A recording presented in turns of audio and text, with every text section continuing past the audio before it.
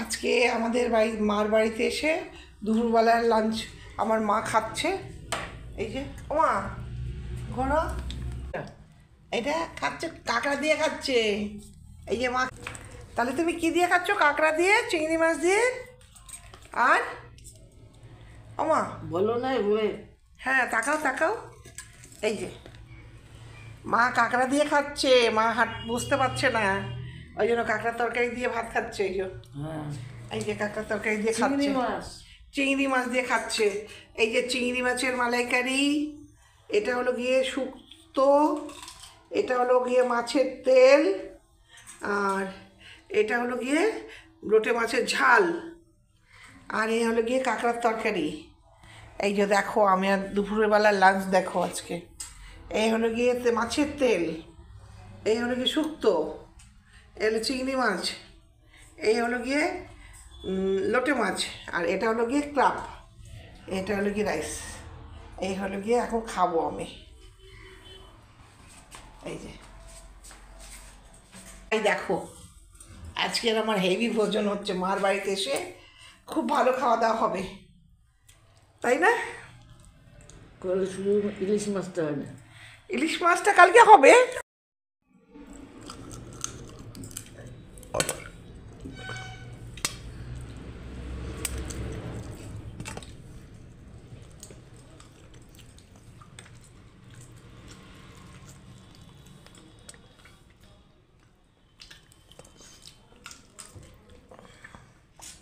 Actually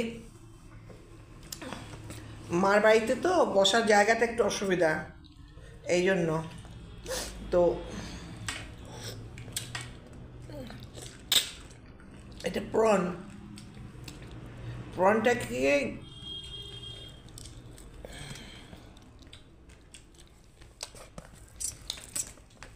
কে কে খাবে?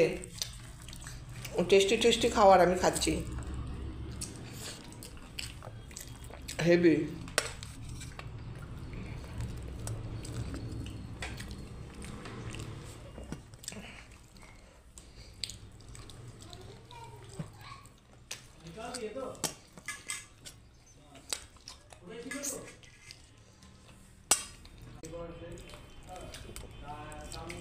চিংড়ি মাছের মালাইকারি খুব টেস্ট।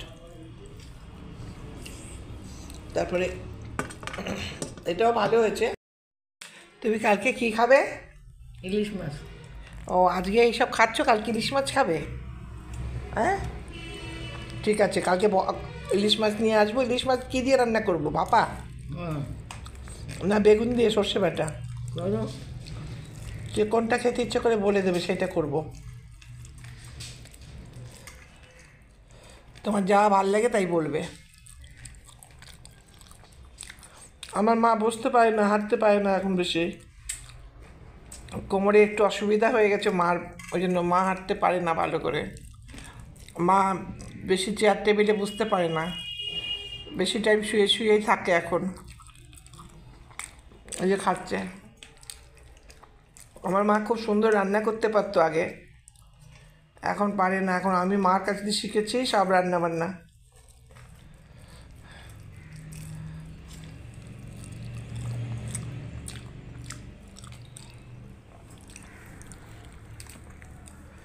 এই যে আমি খাচ্ছি।